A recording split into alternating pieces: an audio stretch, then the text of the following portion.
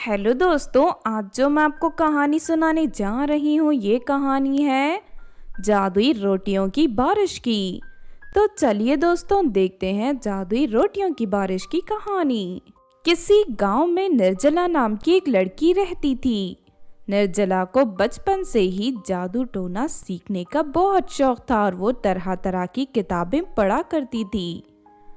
लेकिन जैसे ही निर्जला जवान होती है उसका ये शौक जुनून में बदल जाता है और वो एक बड़े तांत्रिक के पास जाकर उससे काला जादू सीख लेती है। निर्जला बहुत ही ज्यादा ताकतवर बनना चाहती थी, इसीलिए गांव के पास एक गुफा के अंदर वो शैतान की मूर्ति तैयार करती है। उस दिन से निर्जला हर वक्त गांव के घरों से खाना चुराकर गुफा में मौजूद शैतान की मूर्ति को खिलाना शुरू कर देती है। खाना खाने के बाद शैतान की मूर्ति अपने मुंह से रोज एक सोने का जादुई सिक्का बाहर उगलती थी। निर्जला उस सोने के सिक्के को अपने गले के माला में जोड़ देती और जिससे उसके शरीर में शक्तियां आ जाती थी। इस तरह ये रोज की बात हो जाती है। दूसरी तरफ रोज रोज अपने घर से अनाज गायब होता देख सभी गांव वाले हैरान रह जाते हैं। कुछ ही दिनों में निर्जला गांव के सभी घरों से सारा अनाज चुरा कर ले आती है, जिस वजह से गांव वालों के पास खाने के लिए जरा भी अनाज नहीं बचता। अचानक हमारे गांव में ये कैसी मुसीबत आ गई। एक एक करके सभी गांव के घरों का सारा अनाज खत्म हो गया। गांव में किसी के पास खाने के लिए कुछ भी नहीं बचा। तुम ठीक कहती हो अंजलि, अब तो सिर्फ हमारे खेतों में उगी हुई फसल का ही सहारा है। हमें अपनी फसल की रक्षा करनी होगी, इसीलिए मैं कहती हूँ कि आज रात को ही खेत की सारी फसल काटकर अपने घरों में ले लेते हैं और रात को सभी गांव वाले बारी बारी से जाकर फसल की पहरेदारी करेंगे।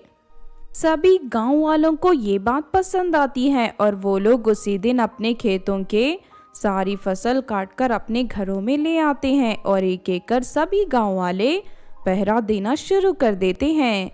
ये देख निर्जला को बहुत गुस्सा आता है। अरे ये गांव वाले तो अपने आप को बहुत चालाक समझ रहे हैं, लेकिन इन्हें मेरी ताकत के बारे में कुछ नहीं पता। इतना कहकर निर्जला अपने गले की माला से एक जादुई सोने का सिक्का तोड़कर गांव में फेंक देती है और देखते ही देखते उस सोने के सिक्कों से धुआं निकलने लगता है। धुएं की वजह से सभी गांव वाले बेहोश हो जाते हैं।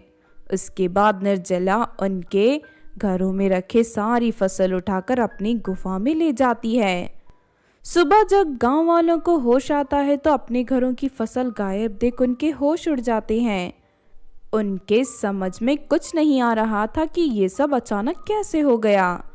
तभी वहाँ सौम्या नाम की एक लड़की आती है। मैं पास के गांव से आई हूँ, मुझे खबर मिली है कि आप लोगों के गांव से कोई अनाज चुरा कर ले जा रहा है। हाँ, तुमने बिल्कुल सही सुना है, लेकिन अब हमारे गांव का सारा अनाज चोरी हो चुका है। यहाँ तक कि हमारी फसल भी चोरी हो गई है। हमारे पास खाने के लिए कुछ भी नहीं है। लगता है अब हम सभी लोगों की भूख से मरने की नौबत आ गई है। तुम लोग चिंता मत करो, मेरे रहते ऐसा कुछ नहीं होगा। यहाँ से बहुत दूर एक फलों का बगीचा है, वहाँ एक परी रहती है। मैं उसके पास मदद मांगने जा रही हूँ। मुझे पूरा यकीन है कि वो परी तुम लोगों की मदद करेगी। उसके बाद सौम्या और गांव की कुछ लड़कियाँ परी से मिलने फूलों के बगीचे में पहुँच जाती हैं। अरे तुम लोग कौन हो और यहाँ क्यों आई हो? सौम्या परी को सब कुछ बता देती है। गांव वालों की हालत जानकर परी को उन पर बहुत तरस आता है और वो गांव वालों की मदद करने के लिए तैयार हो जाती है। उसके बाद परी अपने बगीचे से एक फूल तोड़कर जमीन पर फेंक देती है और अगले ही पल उस फूल का आकार बहुत बड़ा हो जाता है। उसके बाद परी उन सभी लड़कियों के साथ फूल पर सवार हो जाती है और वो फूल हवा में उड़ता हुआ गांव पहुंच जाता है। उसके बाद परी फूल के ऊपर से गांव में जादुई रोटियों की बारिश करने लगती है। ये देख गांव वाले बहुत खुश होते हैं और आसमान से गिरती हुई रोटियां उठाकर खाने लगते हैं। अब मैं इन गांव वालों को कभी खाने की कमी नहीं होने दूंगी। मैं इस फूल को इसी गांव में छोड़कर चली जाऊंगी। ये फूल हर सुबह आसमान में जाकर रोटियों की बारिश किया करेगा। ये सुनकर सौम्या और बाकी लड़कियां बहुत ही खुश होती हैं और परी का शुक्रिया अदा करने लगती हैं।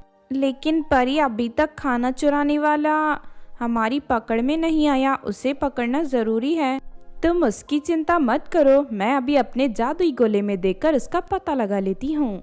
इतना कहकर परी वहाँ जादुई गोला प्रकट कर देती है और उस गोले में निर्जला दिखाई देने लगती है, जो शैतान के सामने बैठकर मंत्र पढ़ रही थी।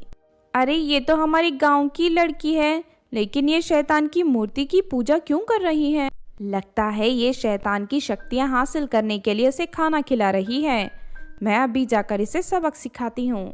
इतना कहकर परी निर्जला की गुफा में पहुंच जाती है और अपनी जादुई छड़ी से शैतान की मूर्ति को तोड़कर तहस नहस कर देती है। अरे अचानक ये परी कहाँ से आ गई? तूने अपने फायदे के लिए मासूम गांव वालों पर बहुत अत्याचार किया है।